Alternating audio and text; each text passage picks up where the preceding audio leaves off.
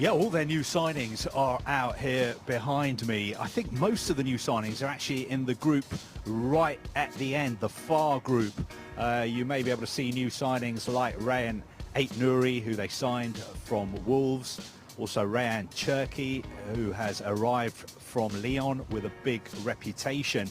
And another midfielder as well, Tiani Reinders, who they signed from AC Milan, who was voted the best midfielder in Serie A last season. But if you look at this training pitch at the moment, I mean, it is packed with all the star names in Manchester City's squad. Of course, the only player who's not here is Jack Grealish. But apart from Jack Grealish, you would have to say that this is arguably one of the strongest squads in the Club World Cup. And that is why Manchester City are one of the favourites to defend their title as world champions.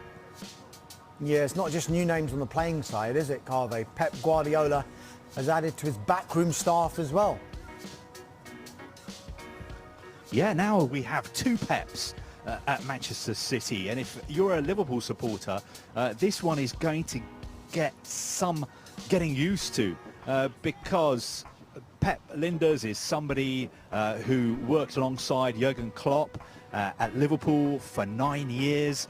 He was alongside Jurgen Klopp for all those tumultuous title battles against Manchester City. But of course, he left Liverpool last summer at the same time as Jurgen Klopp. He went to manage Red Bull Salzburg. That didn't work out. He left Red Bull Salzburg, took a bit of time out, has been living back in Holland with his family. But I think a couple of weeks ago, he got a phone call from Pep Guardiola, who was looking for a new assistant coach. And after a few conversations, he decided that he couldn't really say no to Manchester City. So although it's a little bit strange seeing him here wearing Manchester City training kit, he is the new assistant coach at Manchester City. And I think that's just another sign that Pep Guardiola wants to change things up this summer. He's already refreshed his squad. He's also refreshing his backroom team as well. So they're not going to take lying down the fact that Liverpool won the title last season. And I think they are going to be taking this competition very, very seriously, which is why we see so many of their star names here out in Miami today. Yeah, you said some of their star names. You mentioned the new signings, but also the more established players at Manchester City, because people forget that even before they bought these new players, that squad looked pretty formidable, didn't it? I mean, absolutely. You can see in the near group here, Phil Foden training. I mean, Phil is somebody who missed the England squad, so he missed the last couple of games. I think he felt that he needed to take a break from football just to recharge his batteries. Obviously, he didn't have a great season by his high standards, so perhaps this can be a fresh start for him at City as well. And also, a player really to look out for in this tournament is Rodri. I think we can see him in the middle group there. He's somebody, of course, who was a massive miss for City last season, out with that serious knee injury. But he did come back and play for just a few minutes towards the end of the season, I think, in the game against Bournemouth. And he is being sort of advertised and marketed as one of the stars of this tournament, because let's not forget, he won the Ballon d'Or, so he's officially the best player in the world.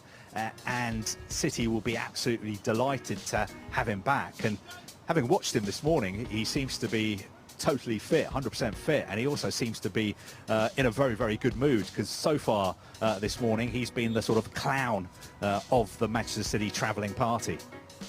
In a nice sense of the word, sorry. not in the sense of the word, not in the sense of the word that offended Ange Postecoglou. Yeah. Good save, good save.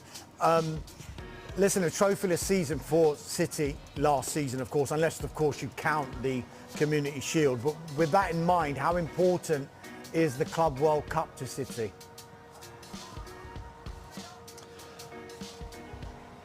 We've been getting mixed messages, I think, from Pep Guardiola about how important this tournament is. On the one hand, if you go back 18 months to when we had the last Club World Cup, which was in the old sort of shortened format in Saudi Arabia.